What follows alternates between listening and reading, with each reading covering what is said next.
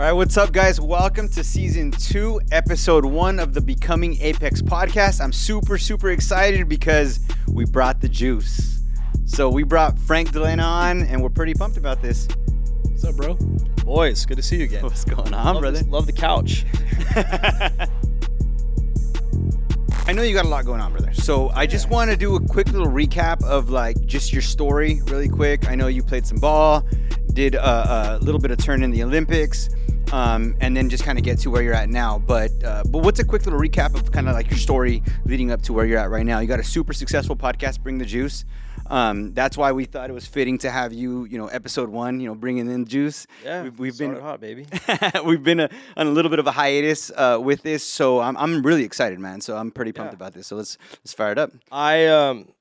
Quick elevator pitch of kind of how I got to this point. Played ball, got to play football at Fresno State. Awesome experience. Got to see some really cool things. Play with some really cool people. Went longer than I ever anticipated with my football career, and leading up to that, I knew I never had the goal of going to the NFL. I also knew I wasn't good enough to make that journey happen, and took the liberty of hopping on the advice of a teacher from Fresno State, where I tried out for the Team USA bobsled team.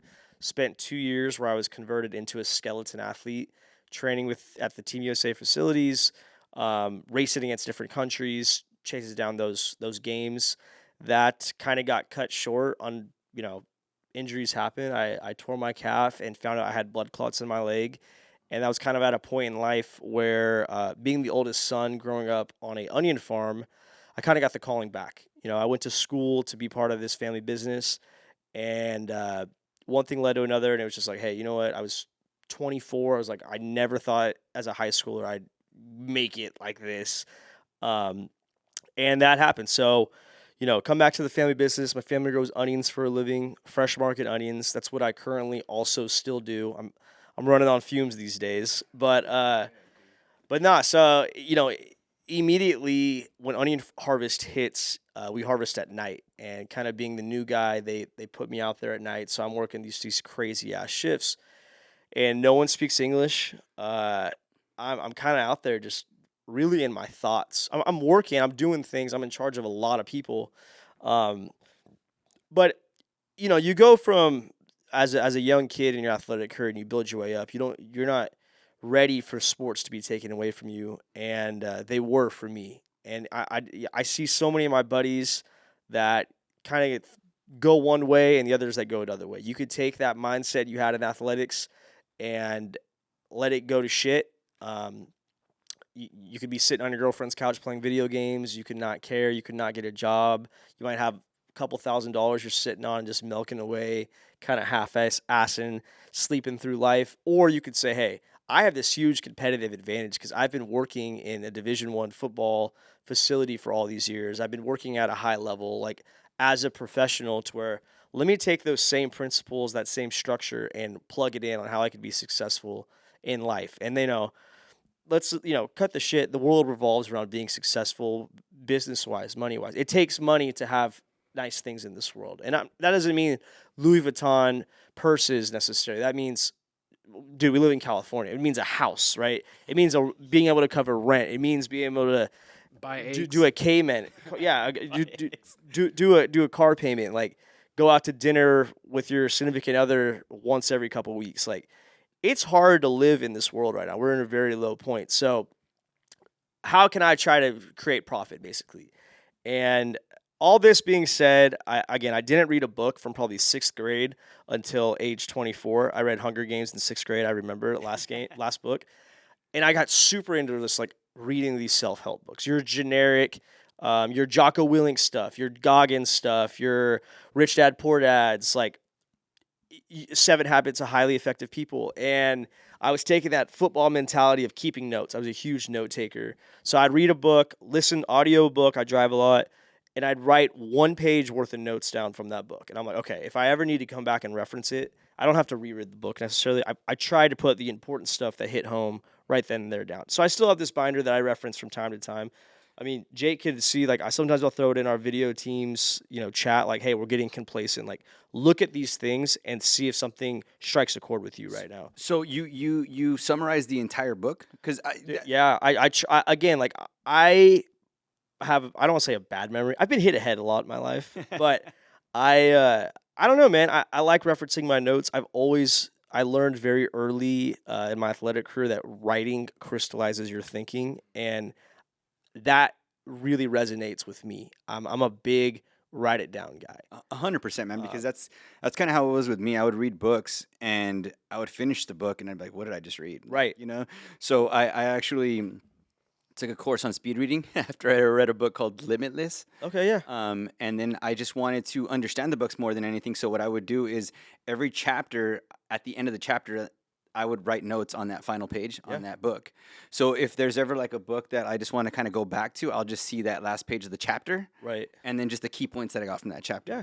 That's actually a cool. So it kind of similar to that. So yeah. Sure. So same way, man. I didn't get hit as much in the head because I didn't play football, but like I still had that issue where I was like, what did I just read? I'd go through all these books and it was like nothing. So I get you. Yeah. So anyways, in these late night onion fields, kind of having a little, as much as I'm trying to move forward, I'm still not an athlete. I don't have to be in the top premier physical shape. I'm not checking what I'm eating constantly because I have practice later. Like, that weight is kind of off you, which for me, being a guy who had to be at a certain level, was kind of nice at first. Because you played at Fresno State, right? Yeah, I played at Fresno State, and I was always a weight gain guy. So, and I don't know, me and my brothers are all the same. We've always been trying to gain weight, and we used to go to high school like 4 peanut butter and honey sandwiches, a gallon of milk a day. Like, we tried everything. Wake up at 2 a.m, set an alarm, have a pre-made power shake with like a crazy amount of protein, like disgusting. It's like you're drinking concrete, and chugging it and going back to sleep because it's supposed to stick to your ribs better. That's the type of level we were on to try to go. So not having that pressure was kind of nice, but having this identity crisis of I'm not an athlete anymore, it led to me seeing like, okay, I went on a few pods, kind of told my story like I did just now, and everything from my success standpoint came from having a competitive edge on the mindset side of things. So I was like, why don't I start my own pod? Because some of these guys that were interviewing me, I was like, this is a shit setup. This you guys are doing great, but like, it just felt very unprofessional. But they were getting clicks, and I was like, I could do this, and I'm one guy. I could look at my phone, and I have 100 guys that I could text right now that are my boys, or I have a relationship with them, that they'll come on and they'll tell their perspective on the mindset it takes to play at this certain level. And then being the guy who's no longer playing at this level, I'm like, how can I correlate those same principles to like being a normal dude, being a business owner, being a husband, being a father, being a man in the community, whatever it might be. So that's really where the trigger of wanting to start a podcast started. And then Bring the Juice, the name came about because that was just kind of, our thing in college football, weight room type stuff. It was get fired up. Someone's got to have the juice. Who's it going to be? And I was always kind of called upon as a locker room guy to do that. The energy must have been, energy must have been like, dope. let's just say, would it always be before the game or halftime, or what was it like? Nah, man. I mean, a lot of it, like, before the game, you're on cloud nine, man. Like, your preparation, you work all year to get to these games, and the adrenaline, like, they constantly the day before trying to push you with hydration because you're just like a horse before the Kentucky Derby that knows like it's about to go down, right? So I mean, if the boys are flat, then yeah, that's one thing. But when you're at your highs, you don't need somebody to get you more fired up. Yeah. It's the January workouts where it's 5:30 in the morning, pissing rain outside, and everyone's looking a little sleepy, and it's like, yo, we got beat in the championship this last year because of shit like this got us beat. So someone's got to set the tone on the days when no one else is setting the tone. That's really when the juice comes out, and it's contagious. Juice is contagious, man. Like, you go to a something that fires you up. You go to a sporting event, and all of a sudden, Thunderstruck starts playing over the speakers, and people start yelling. You're naturally gonna stand up and kind of like your adrenaline's gonna hit. You're gonna feel like you're going to war. And I've gone on interviews and stuff where I talk about this, and people are like, "You're getting me fired up right now," and I'm just like, Yeah, thinking about it too it's myself. contagious. It's Yeah. contagious energy, and it's not something I've ever had to fabricate. I've had it since I was young. I want to win. I want to win. That's all it comes down to. And it doesn't matter what it is because I don't play football games anymore. So I want to fucking win. And so, anyways, Bring the Juice kind of got jotted down through a bunch of binders and napkins, and we started the show. We're now like August will be the start of year 4, I think. And we say chop wood, carry water. Nothing successful happens overnight. It takes continuous repetition, continuous attention to detail, and consistency more than anything. And some people in the pod game, as you guys know, being host yourself, like some people are already celebrities or professional athletes or OnlyFans models. It doesn't freaking matter. Like they already have a platform. They could start a pod and it's overnight success. Like when you're a guy who isn't well known necessarily, like, okay, Fresno kind of knows me, but like outside of that little bubble we have, it takes a long time to get in the algorithm, become relevant and whatnot. So those consistent reps have been everything. And, there's been a lot of days where we're like, dude, why the hell are we doing this? But you keep powering through. Then next thing you know, a video hits and you're like, hell yeah, baby. Let's do another one. Let's get bigger, more. Yes, let's go. I wanted to ask you about this because, Sure. I mean, when you first started, right, hit record, you're posting your own stuff. You see it pick up, traction, views, clicks, likes, whatever. What are you doing from a business perspective? What I focus on everything on my day-to-day business is like KPIs, right? What kind of KPIs are you looking at when it comes to like the algorithm, the clicks, the views? Which one's performing better? Is it the what do you call it? The picture, the clickbait picture. What is it called? What do you guys? Thumbnail. Yeah. Thumbnails. Like, do you get that detailed with your stuff? And then as far as like making it grow in the future, are you consulting with other people that have grown channels, or what's your process like right now? Yeah. I mean, the content game and the algorithm is one thing that's difficult is it's a moving target. It's constantly a moving target. You do one thing and it hits and you're like, okay, let's just do that again. And then it doesn't hit. And you're like, what did we miss here?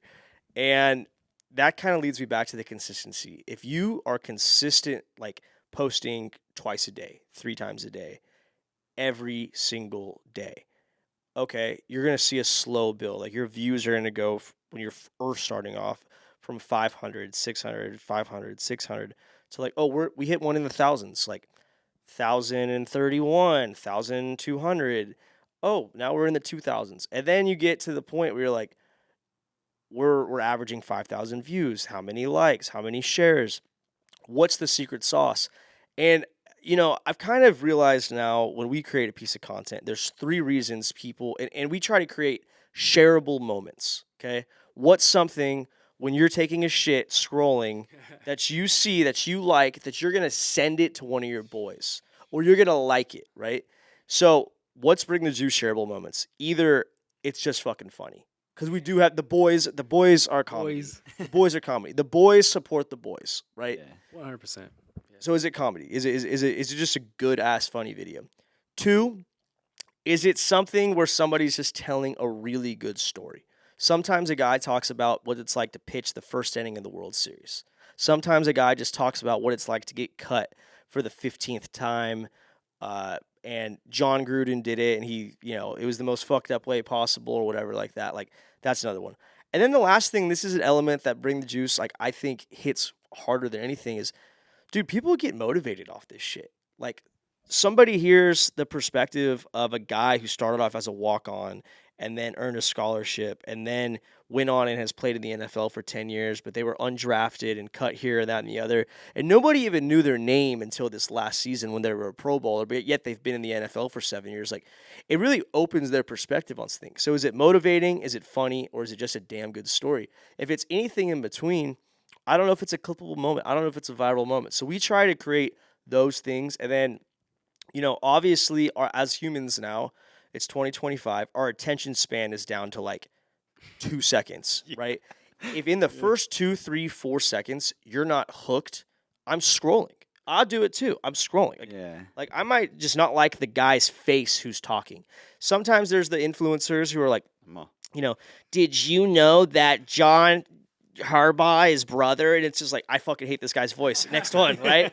So there is no secret sauce, in my opinion. It is a constant moving target. It's something where we still have struggles. Like, okay, our Instagram's growing faster than our YouTube page. Our YouTube page, though, is now making momentum on long form videos versus shorts. Like, it's a moving target. What are we doing? How do we create more content? And I think a lot of pages, they have a trouble doing that consistency because they lose track of content. Like, as you guys know, life happens. Maybe your kid gets sick. Maybe you guys got a wedding out of state you got to go to and you can't make a shoot. Maybe it's raining outside and you got to cancel your content that you had going on outside. Like, finding a way to win and saying like, hey, it's not okay for us to miss a day. It's not okay for us to miss it. I've gone 160 Thursdays straight releasing a Bring the Juice episode, and I'm not gonna miss one. Like, I've come too far to miss one now. Like, come on now. Well, I'm sure you freaking love it too, man. I love it, and I'm blessed enough now to where it's not just me in my mom's basement with an SD card where I got to pause the episode and call my mom to come down with her iPhone to take a picture of a guy and me sitting at their basement pool table while we're recording a podcast that's only going to be on Apple and Spotify and Pandora and whatnot. Like, now we got, as you guys know, Jake does a great job. Like, Jake helped level us up to a certain level. We brought on a guy named River who's helped us reach to another level, and now the team's growing. And, I think the more shareable moments we could create, the better we're going to have progression. Somebody asked me, we're in negotiations to do a deal with a new partner pretty soon here, and they're like, tell me about your last year. And it was very easy for me because this was like literally Monday, and the golf tournament was last Friday. Well, last Friday at the golf tournament, a year ago at the golf tournament, we hit 10,000 followers on Instagram. And it's like, that was a big accomplishment for me. I wanted the K. I really wanted the K. I wanted the K next to our number. And that's just something you chase, right? So I told him we were at 10K last year, and we just did the golf tournament. We're at 25K right now. So, like, you could see there is an upward progression of growth. Why? I think it's consistency. There's sometimes, and you don't take into account either, and you could look, it doesn't matter if you're freaking Barstool Sports, Dave Portnoy show. He's going to gain 100 followers, but he's probably going to lose like 75. Like, look at your insights on your engagement. Yeah, we'll gain 620 followers in a week, but we'll lose 137. So it's like, then you have, we went viral a couple weeks ago with some USA hockey clip that we did. It hit like 3.3 million views. We gained like 4,000 followers off it. So your rate is obviously slowing down now because you gained 4,000 followers in like 48 hours. So obviously it's going to be hard to recreate that one. You probably get a couple of those a year, So you mentioned the shareable moments. Because obviously, like you with a lot of athletes, they have like either a meteoric rise or depends on if you catch them at where they're at in their career at that particular time. And obviously it's up and down. It could be like, hey, I got cut and now I have to like mindset, how am I going to get back to where I was or kind of recalibrate and so on. Or, like I said, depending on where they're at in their career. So there's so many different shareable moments that can take your podcast in completely different directions, right? Because you talk about this guy that went from like you said, where he started to the Super Bowl or just a big moment in their career, or where they kind of really hit that moment that really got them, noticed. So it can go in many different directions. So I guess my question was, do you have like a blueprint? And second, to add on to that is obviously you've interviewed a lot of like, we talk about NFL players. They're like at the highest level of competition that there is, right? They're the 1% of the 1%. And you've also interviewed like Super Bowl champions, different, high level players, right? Like I said, is there like a common denominator that you've seen with them overall? Like, I would say the athletes, they're wired different. Like, they are. It is interesting when you get a super loose guy to come on. I appreciate the loose guys because you could just have a normal conversation. There's some guys where it doesn't matter if we're drinking beers on the pod, chilling in the bedroom, like just literally vibing. They're gonna turn on their post-game press conference voice a little bit like that.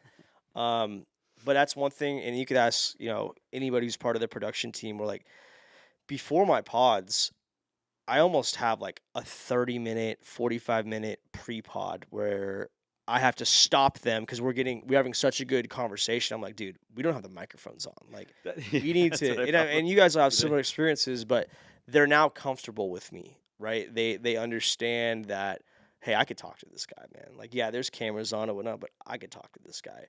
And I think that's one reason too why I always have made sure I do every interview I do in person versus over Zoom. I made that a principle early on. Just from a personal experience, like on Zoom calls, nobody ever has crystal clear connection, right? Yeah. And if it's you guys Zooming from each other's house and you guys know each other's, what you're like on Zoom, then it's one thing. What are you looking at? What's going on in the other room? Are you more likely to open up about a death in your family that affected your life truly, about a torn ACL that really fucked you up mentally, like over a guy on the screen that you've never met before that you said, "Hey, what's up, bro? Yeah, man, fired up to do this." Yeah. Or a guy who you're 3 rum and cokes deep with, Vibing. eating chips and salsa at their fucking house, like just chilling. Like you got to set the stage, I think. And on the normal Bring the Juice eps, like I could do that, but you got to also, beggars can't be choosers. We're at Super Bowl on Radio Row.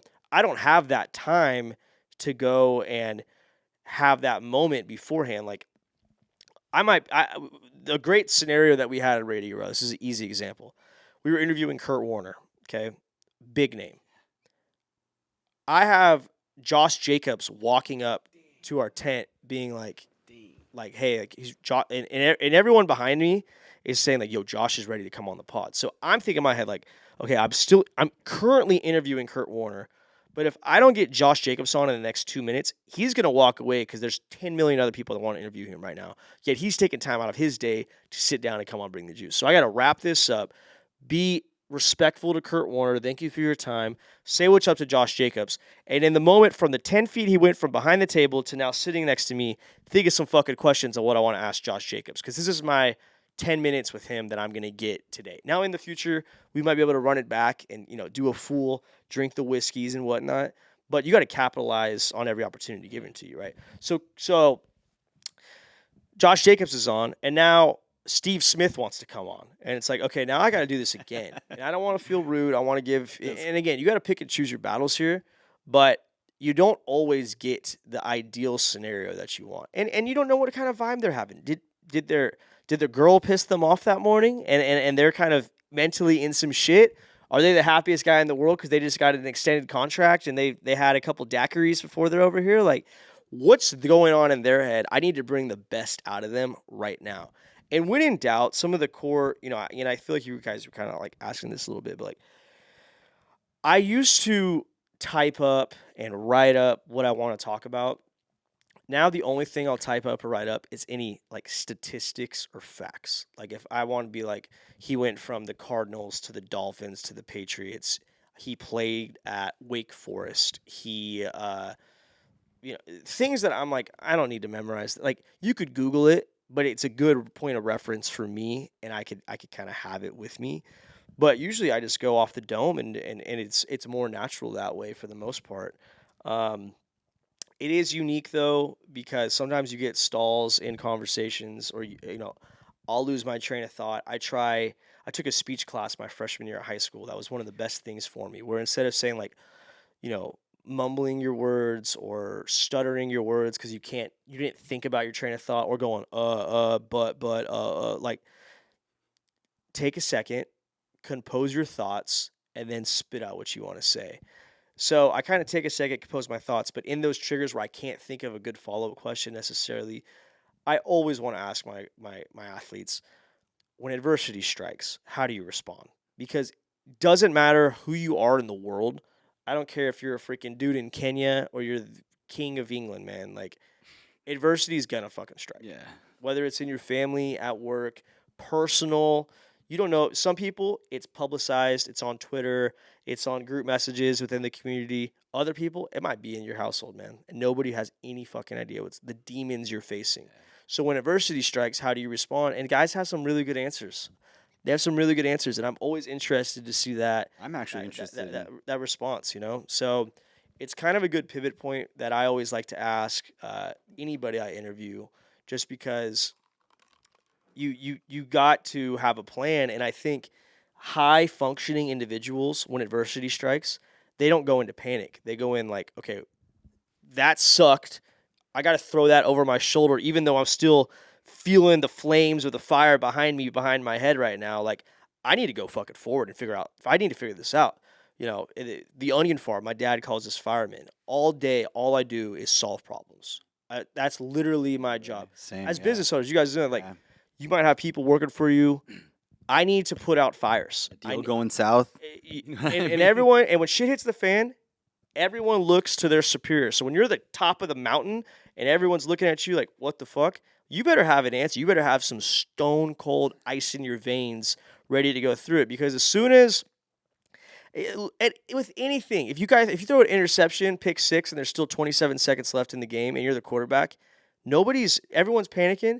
You as the quarterback, and you go, all right, that fucking sucked. I'm gonna get the ball back now. We better get a fucking plan. And the crazy thing is, because when shit hits the fan, right, in business, it's like you can hide under a table or you can make something happen, but you have to make something happen. There's no choice, because at the end of the day, like if you take your mind off of like the flow of business and you put all your energy in that, the flow of business is going to slow down. Yep. And that's one thing that like I found in business myself, is that when I did that, because I mean, I'm guilty of it, where shit would hit the fan and I'd put all my energy on that, and then I would look back and it would slow down over here. And I'm like, you can't do that. So to kind of piggyback off of that, like or not piggyback, but to ask, so what would you say is like the number one answer that you got that kind of just stuck with you from some of these interviews? You mentioned that you asked that question. Is there one in particular that you're like, damn, that was good? Well, the most common response that guys resort back to, however long-winded they might be about it, it usually goes back to their faith. And that's for me too. Like, I truly, some people wear it on their sleeve, other it's more internal. I talk about it on pods. I drop F-bombs, I sin, don't get me wrong, man, but I pray, and without my relationship with God, I would not be where I am today, man. And I truly, I believe in our family. We've always had as athletes growing up, our credo is, give extreme effort, work your absolute ass off, do everything possible in your power to be the best version of yourself you could possibly be a good person. And if you have faith in God, shit's just gonna work out. It just does. It's hope, man. It just does. It always does. Like, Yeah. he's the provider, right? Like, Yeah. Number one, if anything goes, like, who do you turn to when shit goes south, right? There's nobody superior to you other than God. As a leader, as a business owner, like, there's nobody that I call like, bro, this is what's going on. Like, Yeah. I got to get back into my prayer mode real quick. I have a couch in my office. I call it the prayer couch. There you go. I'll lay on that thing for like 5-10 minutes just to get clarity. If something bad happens, I give myself 5 minutes, because I got this from advice from somebody. Don't spend more than 5 minutes fucking crying about it. That's it, max 5 minutes. You can complain all you want in that time frame, but when you're done, that's it. You can't do anything. Like, just move on. Yeah. And in those 5 minutes, I usually just pray. Like, God, I don't know what's going on. I know you know what's going on, but I know I will find wisdom through this. So just keep guiding me through, pull me through. Right. So when I hear stuff like that, it fires me up. That fires me up. That's bringing the juice, baby. 100%, man. I mean, holy it's juice. That holy juice. Yeah. it's definitely. Again, I drive to Kettleman City every day from Fresno, which is about an hour commute. So I got a lot of time alone driving in the truck, and you're just with your thoughts, man. That's all it is. Obviously, once you like start a family, your perspective definitely changes. 100%. But we were, I'm blessed where like my family was really good about teaching us how to pray growing up. You don't pray for touchdowns. You pray for the opportunity to be successful. Pray for wisdom. God doesn't give you. He's not a genie. So a lot of guys resort back to that, and they've faced struggles, and it's like after everything, when you're at your lowest low, and you're on a contract year and you tore your ACL, but you're crying in the shower by yourself, like you're gonna have to pick yourself back up, and God is the backboard. You could have a supportive system, but you're still in your internal thoughts, and like you know, you could vent to your wife, you could talk to your mom, you could do any of that shit. That's all great. But like you're with your own brain so much. God needs to be part of that Who do you conversation, spend time with? or Yeah. else you're gonna fucking drive yourself crazy, or you just, you know, you don't know yet, because there's a lot of people who aren't religious, and that's fine. It doesn't matter, and I don't judge off that shit. There's a lot of people that aren't religious, and you see so many stories when them or somebody extremely close to them's on their deathbed. They say, "God help me," right? So that's been an element that I think people have, always been very vocal about. Interviewing quarterbacks has always been, or like one of my buddies, Dylan Lee. He's a closer for the Atlanta Braves. Okay, he's a closer for the baseball team, and those guys are stone cold. Like they go in, they want to pitch 12 pitches and get the fuck out. Like they're SEAL Team 6. Quarterbacks, you have so much pressure on you. You got to be cool, calm, and collected. That's just in the game. Like you mess up. I've seen guys DMs where go kill yourself, do all this shit. Like people are ruthless, man. Yeah. People are cutthroat. So you got to block out everything. Those guys are stone cold. And when you perform at a high level, you have to have some balls and also just know, like, I don't care what the outside noise is saying. I know me. I trust myself. I'm confident. And there's between being cocky and confident, obviously. But like, if you put the work in and you did everything in your ability to be successful, and you go out there and shit does not go your way that day, you should still be able to go to sleep at night and sleep just fine. Having a firm foundation. Yeah, I heard Derek Carr speak not too long ago. And obviously, you see what happens in the news, right? Any little thing that they say, it's all over. It's Yeah. all over everything. And you have people talking so much crap about them. So if you don't have that firm foundation, it can be really difficult. And the Lord is something to lean on. So for sure, that's big. That's big for me in business. I know when stuff's happening. I mean, and I have nowhere else to turn. Like you said, you're alone with your thoughts in the Lord. It's a big Right. deal. Yeah, and it just helps you find purpose. Like at the end of the day, why are we doing all this stuff, right? Succeeding in life, inspiring others, just Letting your light shine. letting your light shine. Just it's just finishing what Jesus started, right? He lived a good life, lived a life of love, and I think with the boys, dude, we love hanging out with each other, love doing stuff with each other. Like that's why I love Bring the Juice. Like watching what you guys are doing and what you've done. But now you mentioned something earlier, winning. You like to win. Now that you Yeah. have a 5-month-old, what does winning look like nowadays? Honestly, making that kid smile. Dad life, brother. Making that kid smile is a win for me.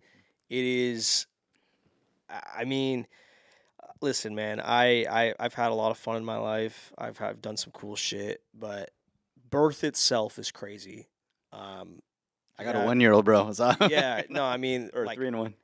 having a baby is great, and I'll get into that. But like birth itself, with you get to do it with somebody that you love and care about. Seeing them be so strong, and you're just kind of there, like, can I help you with anything? Like they're trying to deadlift a baby out of themselves, and you're just like, what can I do to be supportive? Do you want some ice chips? Like, what do we got here? Then they grip up and make it happen. And we walked in as a family of 2, and we walked out as a family of 3, and like as soon as you hear that first cry, you're like, holy shit, this is real, man. And it's been nothing but the biggest joy in my life. Best title I've ever had is being a dad. Obviously, like leading into it, you're nervous as hell, and everyone's always giving me shit. Like, oh, my family all played football at Fresno State, so they're like, is he gonna be the next Fresno State football player? Actually, Fresno State's athletic director tweeted at me saying, officially offering a scholarship to Bo Dalena for like 2048 or whatever the fuck it is. But honestly, like you just want him to come out healthy. You want to come out healthy, crying, and then seeing this progression. Like I said, my son's 5 months old now. They start smiling and stuff, and you're just like, dude, I just want to come home and see my kid smile. I want to smell him and help the kid out. He gets a little fussy. You're like, why are you so upset, man? You're like, well, shit, he just shit his pants. Like, I'd be pissed too, right? But it's winning is putting in a true day's work and trying to provide for your family and level up in anything that you do, whether it's Bring the Juice to bring in more money to eventually make that a stream of revenue for my family, um, or just get more employees so we could continue to just grow, and grow. Whether it's selling onions, whether it's helping my grandfather get out of his truck so he could sit at his office and do his thing today. Whatever it might be, how can I keep leveling up physically, mentally, spiritually, emotionally, in every category? But once you come home, it's like, hey, am I feeding? Does he need a diaper change? Do you want me to just take the trash out? Like, Yeah, bro. having like my wife's a champion. She's kicking ass. Um, she's such a savage, and like you have a whole different appreciation for mothers once you have a 100%. kid. Because like, dude, I wake up early for work, but the night shift when you have a baby, I'm talking, it's different. My wife's going out of town this weekend for my future sister-in-law's bachelorette party. So I'm gonna have my son Thursday night, Friday night, and Saturday night. And I'm nervous. I'm like, I've done it once before for 2 nights. It's hard. He's kind of going through sleep regression right now, and I've been so exhausted with everything going on in intense, man. life. Last night, I was like, I'll take this one. It was like midnight, dude. My alarm went off at like 4:15. I was like, fuck, I am so gassed right now. And she's working too, so trying to That's intense. Yeah. That's for sure intense. so winning is putting a smile on my loved ones' faces. And I know that there's a lot of behind the scenes pieces that need to fall into place in order to make that happen. So I need to take care of business, but when it's time to be present with my family, with all the crazy shit I have going on, being present with them.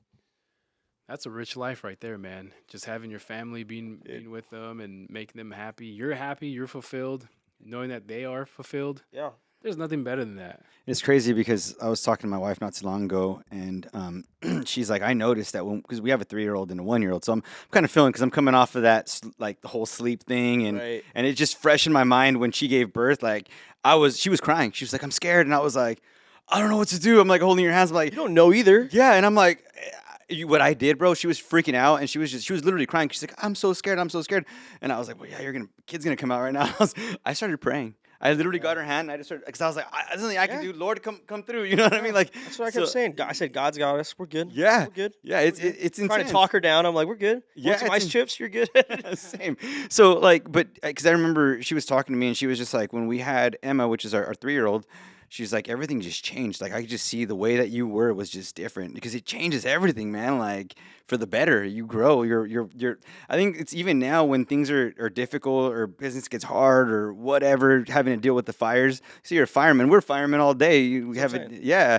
And it's just like you go home and you see that little face, and it's like, it's all good. You know, Yeah, you no, get a little smile, everything's good. a little laugh. Yeah, and the dads, I would say this in my household, we have to bring the juice. Yeah. Because I have 2 kids. They're ready to play, man. They want to go, and I have to pretend to be this villain, and I'm getting attacked from 2 different directions. What was that? I think you did one time. This guy had a Spider-Man outfit on. Last night I was wearing my full-on Wolverine Spider-Man. costume. I was getting attacked. Like, dude, but I'm tired. But I'm like, mom's tired. I need to step in right now and wear these kids out for 2 hours. Yeah. So it's fun, man. It's. I'm glad to hear that you're having a good time with it. Good luck this weekend, bro. Yeah. No, I'll be good. Yeah. So all that going on now, like, what does the future look like for you and Bring the Juice, the family business? Like, what do you see, or where would you like? I mean, with God's will, of course. Like, where do you want things to be in the next 3 to 5 years with everything? Shit, man, I have no idea. 3 to 5 years. That's so long away. Yeah. Like, I have no idea, Yeah. because this is the contents area. Like, from a onion standpoint, well, let's increase our acreage, let's increase our packing capacity, let's increase our sales, let's increase how long we provide onions to the world.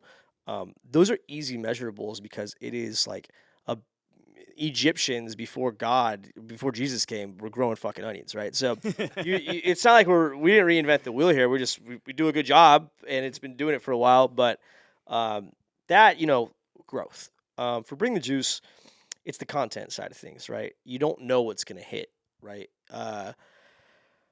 I'm gonna just keep saying chop wood, carry water, because everything we do, we try to level up. Like, instead of we started having a good chunk of capital coming in, and instead of me being like, okay, I'm gonna start taking a paycheck, I'm like, let's hire another person. Can we get interns Do we need more equipment? Hey, let's start traveling more often. Let's go to Power Slap. Let's go to a UFC fight. Let's go to NASCAR. Like, I'd rather spend money to grow the business than collect a little something something right now. So I don't know how fast that's going to progress. You know, in our most recent success, we've had quite a few businesses reach out for sponsorship packages, and that's just kind of its own slippery slope as well, where it's like, okay, at what point do you start leveling up how much it's going to cost to get a sponsorship, right? And also, I don't know anybody in kind of my tier right now personally that I'm not Joe Rogan, I'm not Barstool, but also I'm not like episode 3 in the basement anymore, right? Like I'm kind of in this weird tier where money's coming in, sponsors are interested, but it's like, can we land, MasterCard? Can we land American Airlines? Like, if me going in there asking for, if they say it's 25 grand for the year, are they going to be like, oh, we thought you were going to say 100? Like I have no idea where shit is, because everyone structures their packages differently. Everyone structures how they go about things differently. So 3 to 5 years is difficult, but I will say this. The biggest development we've had is this last season. This last football season, Fresno State made Bring the Juice the official pregame show of their Fresno State football season. So it was great. So we created a tailgate show that basically served college game day style, and my talent was my best friends. It was the guys who I played football with at Fresno State, the guys who I drink beers with throughout the week, and they're people who are on a similar path as me. They're the guys who at first, kind of liked Bring the Juice. There was, oh, that's cool, Frank. Like, that's great. To like, okay, we fuck with it. To like, now they're on the team. Like they're working, they're coaching, they're teaching, they're businessmen here, that, and the other. But it's like, dude, I want to own a role at this point. They believe in it, and having them come on and it's professionalized. We got video of it. We're live on Fox Sports Radio. Like, these guys got to come. Like, level 1 for them was, we're at a pretty high level. They didn't have to see the shit, which is fine. I don't care. I'm a fucking pioneer of this shit. So they got a taste of that. And then my big thing for them was come with me to Radio Row on Super Bowl. Me and Jake went 2 years ago. Saw that, bro. I was going to ask you about that. Yeah, That's so me and Jake much went fun. to Vegas 2 years ago for the Super Bowl. And it changes the game. It's everybody you could ever think of in one room. It's hard to get in that room, but if you could get in that room, your network opportunity, I would say it's not, from a sports perspective, it's number 1 day of the year for networking opportunity, especially like the Thursday of Radio Row. So the first year was just me and Jake, and we faced a lot of adversity because, yes, we were there. We had interviews planned, but everything moves so fast, and we couldn't get guys fast enough. We couldn't advertise our brand because it was me be on the mic, Jake doing the video. So we had no army, we had no soldiers out there preaching juice. So I said, you know what, fuck this. I'm gonna do a little guerrilla marketing. I'm gonna bring the boys with me to New Orleans. I'm gonna just have them serve as different random ass roles for Race Jake. Yeah. And I basically told him, I was like, buy your flight to New Orleans.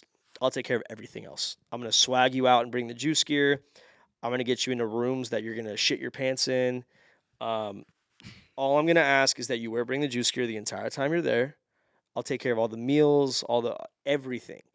And for them, they're like, fuck, this is pretty sick, man. Airbnb, the whole thing. So the boys come and we land. It's a lights out experience. I had 10 guys basically match in different Bring the Juice gear every day. We had NASCAR jackets. We had like industrial plumber shirts. We had hockey jerseys. We had one other thing too. NASCAR button-ups. I don't know. We had one other thing too. Anyways, when you see 10 guys walking around in the same thing, you're like, who the fuck are these guys, right?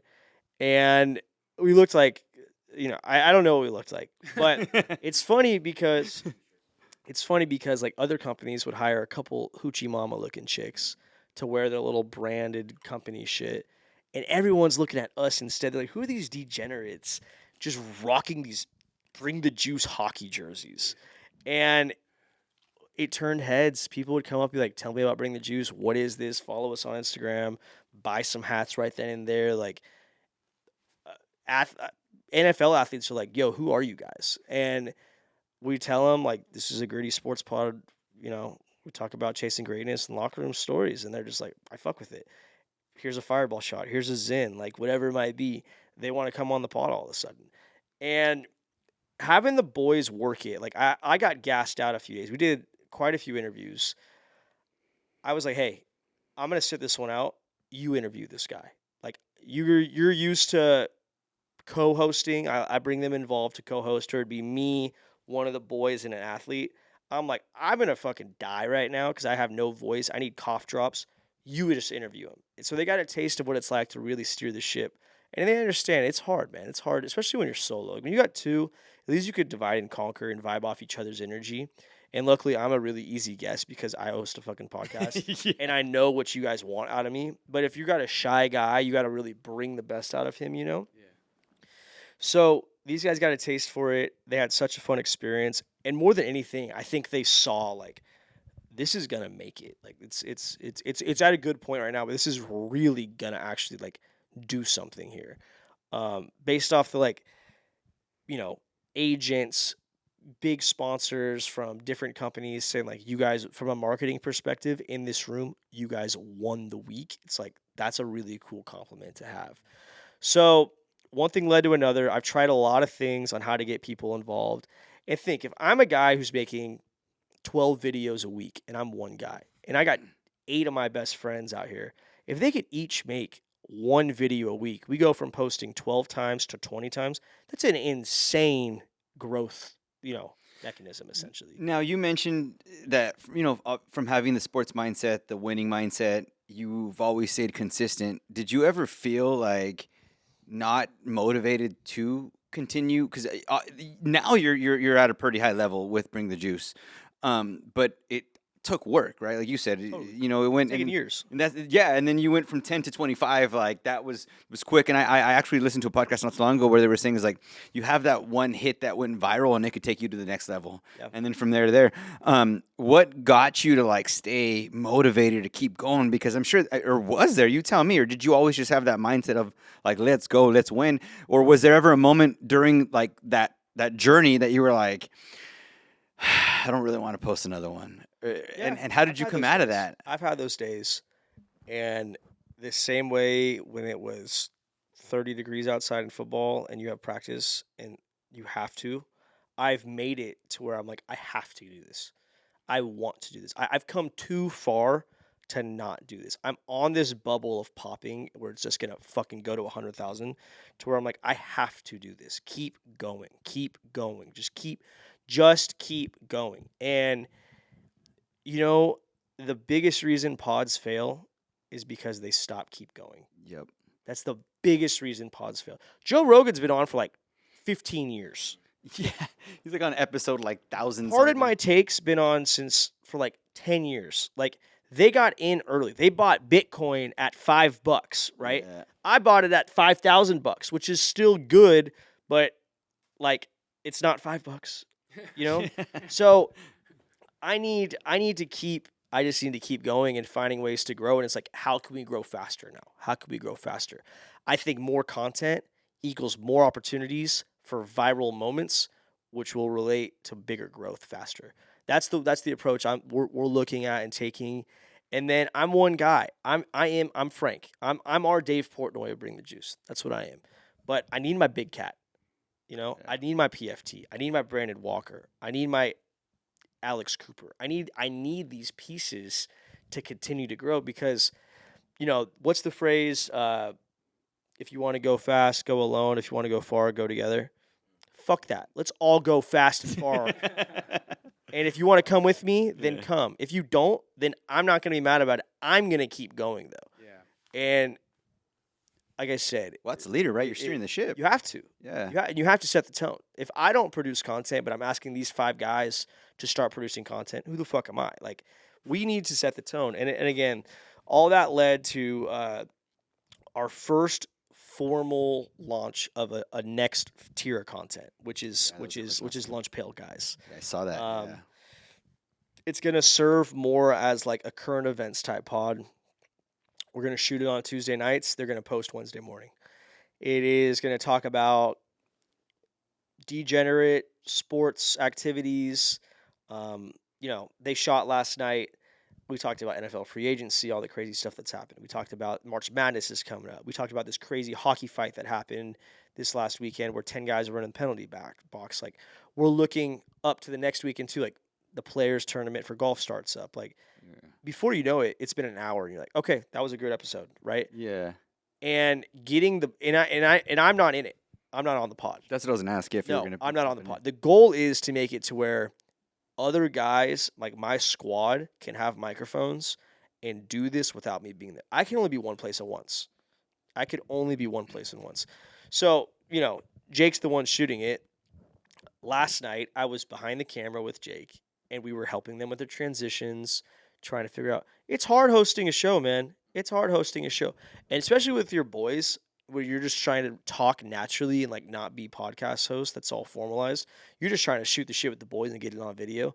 They naturally become a little bit nervous. And they're like, these lights get bright real quick, man. Yeah. And so anyways, we did episode 0 last week. And then this week, Lunch Pail Guys, check it out. Yeah. Created an IG and a YouTube, and it's going to be vibes. I'll go on. I'll dabble. I want them to get their feet wet and take off with it. I could be a featured guest, from time to time when shit's hot and whatnot like that. But I want them to be able to, on autopilot for Bring the Juice, record, and this shit gets developed with our team consistently more than anything. I got 3 guys that are the primaries for that show. And, if one of them can't make it, well, the other 2 could fill in, and I could be the third that week. I have very high confidence it could be consistent. And as you guys know, being a show that's going to have guests on, one of the biggest challenges is filling the guest list every week, right? If you guys want to launch on Fridays and it's Tuesday and you're like, fuck, we haven't shot yet this week, nobody we want can do this. Like, what do we do? It's a huge struggle that I've had in the past. I still face it certain times of the year where it's just like a lull in the seasons. But this is something where they don't need a guest. It's if the same 3 guys can show up at 5 p.m. at the same place on Tuesday nights, this show can be successful. Be prepared, figure it out, and then as growth of business goes, next time a sponsorship comes around, be like, hey, you could just go on Bring the Juice, or you could be on Bring the Juice and Lunch Pail Guys for this value. Then it creates something where these guys have an incentive. Maybe we could start throwing a little coin into their pocket because, it'll motivate them to want to do bigger and better things. I'm a big chase the carrot guy. You dangle a carrot in my face, I'm gonna go chase it. You give me a sales quota to hit, I'm gonna do it in a day. Like that's the type of energy I have. If I said, hey, once you get 1,000 followers on Instagram, I'll give each of you $1,000, they're gonna bust their fucking ass to get 1,000 followers on Instagram. Like that's where we're at in life. And I don't know. I trust it. It's been probably a year in the process where I've wanted to bring the boys on to be full-time. Like you have responsibilities. If you don't fill it, imagine it. You're not coming to work one day. Yeah. You're gonna get in trouble with your boss. And I think we hit that level. They believe in the brand. They're excited about it, which really fires me up. And then just getting creative with different segments. We launched Juice Golf last year. It kind of slowed down when the weather got shitty, but we're gonna shoot one this weekend. It's something where golf's just so hot right now. It's like You say, but Juice Golf, like you out playing and yeah. So Juice Golf would be like, so we have 2 segments. Break 69, which is basically we're a team and we try to break 69. The other one's called Juice Golf, where it'd be like, let's say me and you were playing against each other. It's a 9-hole game. We tee off. Whoever wins that hole gets to pick a punishment for the loser. And the 4 punishments are they have to take a shot, shotgun a beer, throw a zin in, but the zins accumulate throughout the round, or get tased. and it's like, dude, like a lot of And this is chicken- all being filmed. Right? Yeah, they're on YouTube. They've done pretty well. Gotta check it out. They're pretty good.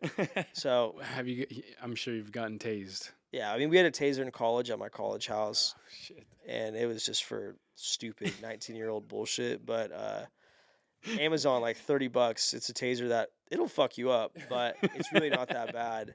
But it brings a whole, and that was my idea where I was like, okay, there's a lot of golf channels out there that like they drink, like. Oh yeah. But like this element's kind of a little wild card, man. That's funny, man. That shit's cool. Yeah. So trying new ways to create content that's not just me is the biggest challenge for the 5-year. And I think if Lunch Pail Guys hit and Juice Golf picks up and Bring the Juice continues to do his thing and we start another segment and maybe it leads into another show, dude, I really don't know how fast it could grow. I just know I'm going to keep my head down and keep doing exactly the same thing every single day and finding ways to create those viral, shareable moments. It's gonna be fun watching. I like the juice golf idea. I think I'm gonna start doing it with my friends. We play golf a lot, and Dude, It's fun. So question, like, because you were talking about bringing on guests. yeah. This is just from like a fan perspective. Is there a particular guest that you were like fanning out on when you were there, like a little starstruck? I mean, because you mingle with a lot of different NFL players, so at some point you just kind of get numb to it. It's not a big deal. Right. But like, is there one in particular that you're just like, that's your Taylor Swift? Not that I've had on yet. No. Julian Edelman is a guy in my household, being all three brothers of mine, white boy wide receivers that went on to play at Fresno State. We idolized him quite a bit growing up. He's a dude where like I'd probably have him on before Tom Brady, to be honest with you. Like that's what he means to me and my family. He does a great job with his Games with Names pod. He's in the content space. He's just a guy where I feel like if we met, we'd become best friends. And that's, so he's one of my white whales. That's probably the biggest one. Braxton Berrios was really cool. 2 years ago at Radio Row, there was this bounty tent, and we interviewed him for like 3 minutes. It was shitty circumstances, but I made an impression, and he liked it. We're different energy than everybody else there. I always come suited and booted, give them hats, and I'm asking good questions that they're not getting. Everyone else is asking them stupid-ass generic questions, and they're wearing, gray polo shirts with mustard stains on them and shit. I'm like, nah, man. Like, I'm trying to be I got to set a tempo here. So this last year, he walked by the Bring the Juice booth, and he like hollered at us. Like, I didn't even know Braxton was going to be here, but he saw our tent, he saw our setup. He hollered at us walking by with his entourage, and I was like, I think I was interviewing Steve Smith at the time. I don't know. And I yelled mid-interview. I was like, Braxton, get your ass back over here later. And he was kind of walking like, all right. I'm thinking like, all right, cool. Braxton remembered us. He said, what's up? His manager chick, agent lady, came over and was like, Braxton would like to come on Bring the Juice later. And I was like, dude, this is fucking sick. Just the fact that I made an impression. We vibed. We didn't get to do the full conversation, though. He made time out of his crazy schedule to come over and have a really good sit down on the conversation. I wanted him to come to the golf tournament. He was super genuine. We were texting, shooting the shit with each other like old friends, talking like, his journey, my journey, as if we'd known each other. Like if we played together, I guarantee you Braxton Berrios would have been a groomsman to my wedding. Like that's the type of vibes I feel like we got. And he couldn't come to the golf tournament. He's got a very popular girlfriend, Alex Earl. And then he just got traded to the Texans. So he's kind of going through, life right now. But that was a really cool experience just to see it come full circle. Because I don't know, as guys go on interviews all the time, do they remember? Do they not remember? It's certain little instances like that where I'm pretty, I don't know. I don't want to say mesmerized, but I'm appreciative that we made it through the weeds on that. I would say another one would probably be Devontae, just because I haven't had Devontae Adams on yet, and he was the wide receiver when I was getting recruited that they were trying to replace.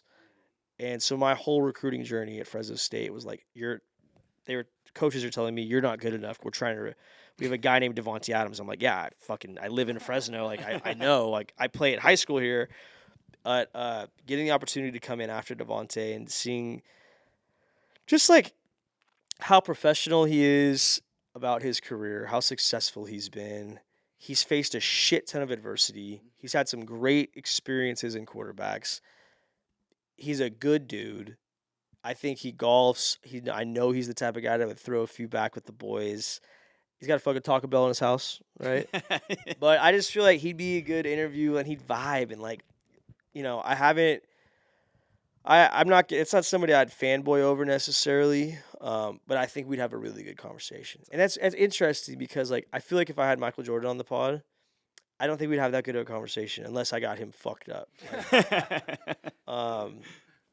But I don't know. I mean, everyone's got their white whales. I'd love to have I would love to have David Goggins on the pod. I would probably if someone said David Goggins would come on the pod for $50,000, I'd probably go take a bank loan out $50,000 just to do it. Yeah, David Goggins. Like there's level. I know that's probably low ball as fuck for David Goggins, but I don't know, man. There's like certain. I have a weird white whale list. Like it's not Tom Brady, Michael Jordan, your generic goats like LeBron. Like I don't know. I'd love to have him, but I think I'd rather have Julian Edelman. That's awesome, man. So, well, thank you so much for coming on, brother. Like, Totally. what's next? Like, I mean, I know we talked about your 3 to 5 year plan. You've been doing events as of late. You just had the golf tournament. What's like next in the immediate future? I am gonna try to break the world record for the longest game of Flip Cup. Love it. Yeah, so we are partnered with Taiga Sequoia, and I'm always looking to do creative ideas with them. It's like 213 people. I think I could rally together 213 Oh people. yeah, for sure. And I want to make it an event where you get a hat that says world record flip cupper or some shit. You get them like the numbers where it looks like you're running a marathon or like a fun run, and just line up a shit ton of tables down the middle of a field or a quad or whatever it is, and I want the world record. That's what I'm thinking. So you just need 200. Sign me up, bro. I'm Yeah, and like it's you make a day out of it. But I think I might do it at the doghouse parking lot. To be honest, All right, nice. I don't know. But that's the freshest thing on my memory. I'm already thinking about next year's golf tournament, how we can make it better, things I would do differently, and my brain doesn't turn off. Friday night, laying in bed after that tournament on Friday, I was like, okay, next year we're gonna do this. I'm gonna order that. I don't need this. Like, it obviously it has to. You got to have the capital for it to make sense. But I mentioned Rich Dad Poor Dad. I almost like figure it the fuck out. Like you don't drown, so you better fucking figure it out. So those are the two that first come to mind. Wanting to get more involved with fighters, like UFC fighters on the pod, and NASCAR. Those are kind of two ventures where it's not football season all year. Baseball season's spotty. Basketball's tough to get into. I think there's a future there. Wasn't there something that you guys were doing with the slap, power slap? Yeah, so Power Slap. We met Power Slap 2 Super Bowls ago in Vegas. We interviewed Frank Lamancella, who is the founder of Power Slap. He partnered with Dana White in UFC. So now like they'll have a UFC event on Saturday, and they'll do a Power Slap event on Friday. So Power Slap will be Friday night. It'll be crazy, and then they'll have the UFC event on Saturday. And honestly, I mean, Jake, Power Slap's fucking crazy. Really? You're talking about like in person, like because In I've seen a little bit of that, and I just so we went out to Vegas.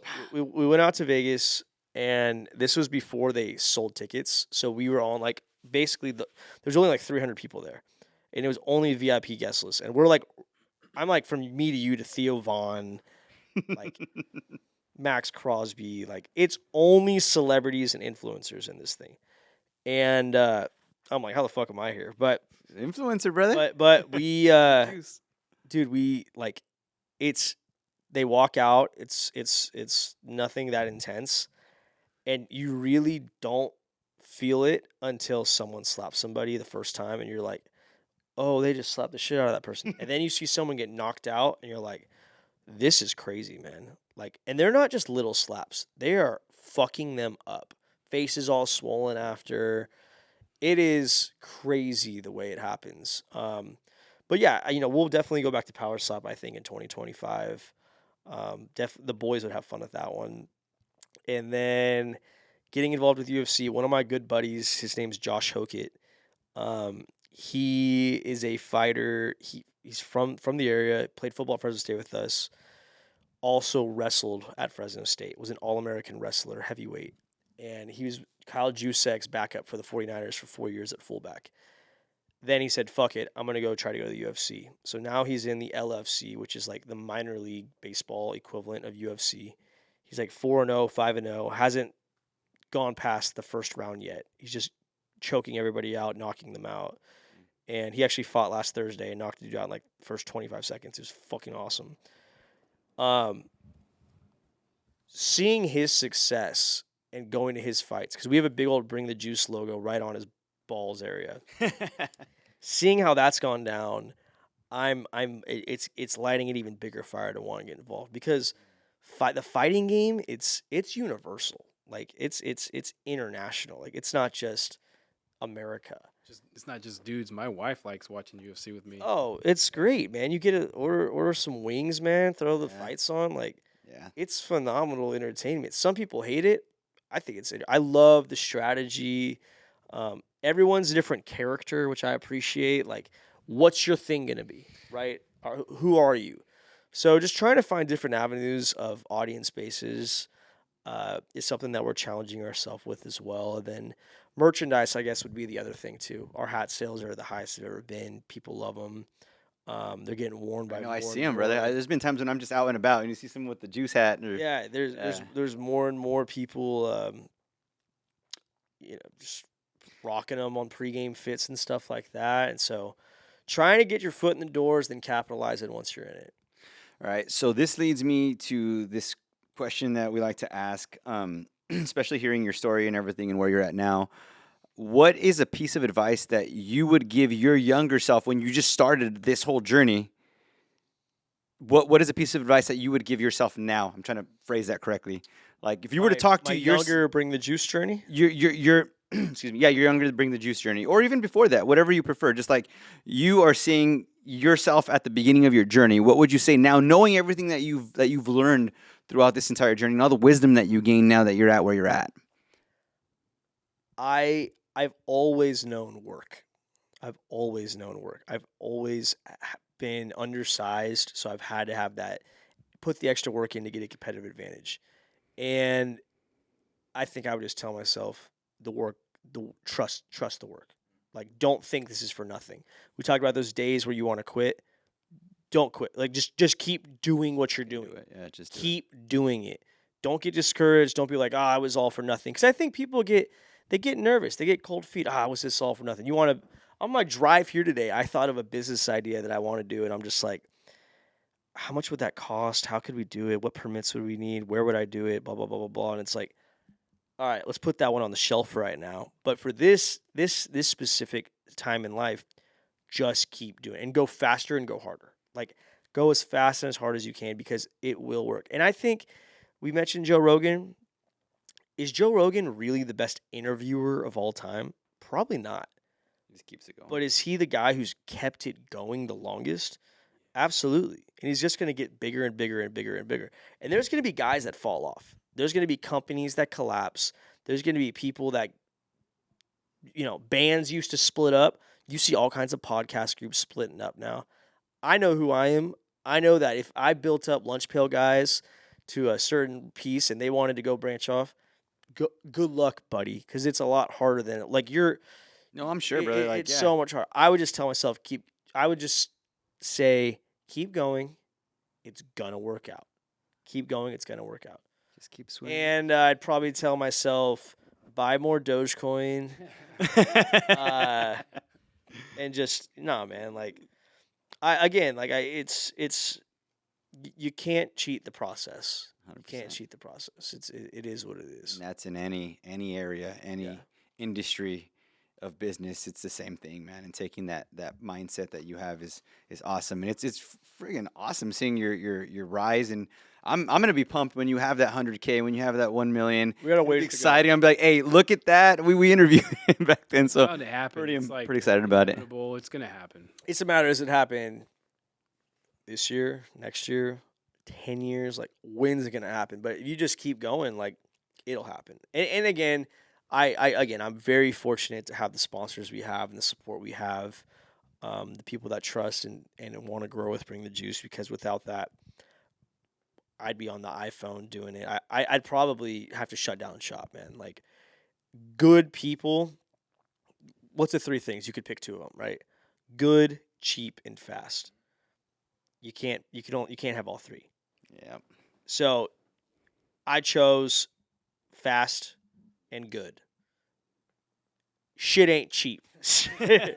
So instead, you got to find ways to, 100%. grow and figure it out. And like, dude, I'd have a car wash every Saturday if it meant I had to pay my guys so we could keep this thing going. Love it. If we really had to, that's what I would do. But That's hopefully the we don't get to dog that mindset. Yeah. yep. Cool. Anything Thanks like again, man. I really appreciate you carving time out of. Oh, your- dude, your absolutely. life. Anytime. Yeah. Appreciate it. Yeah, for sure, man. Well, like I said, thank you so much for coming on. We're excited to see the future, and I'm sure everybody already knows. But is there anything in particular you want to point out on where we could find you? Obviously, Yeah, Bring the Ju- check definitely the IG Bring the Juice, and then YouTube also Bring the Juice.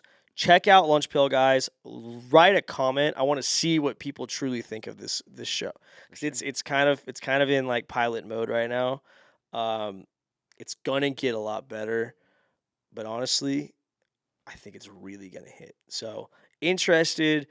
Also check out Bring the Juice website. We just launched some new hats. They're pretty fucking sick. I haven't really advertised them yet, so Nice. throw that out there. All right. Well, Yeah. Thank you guys. Thank you guys. thank you, brother. Appreciate it, man. All righty. All right.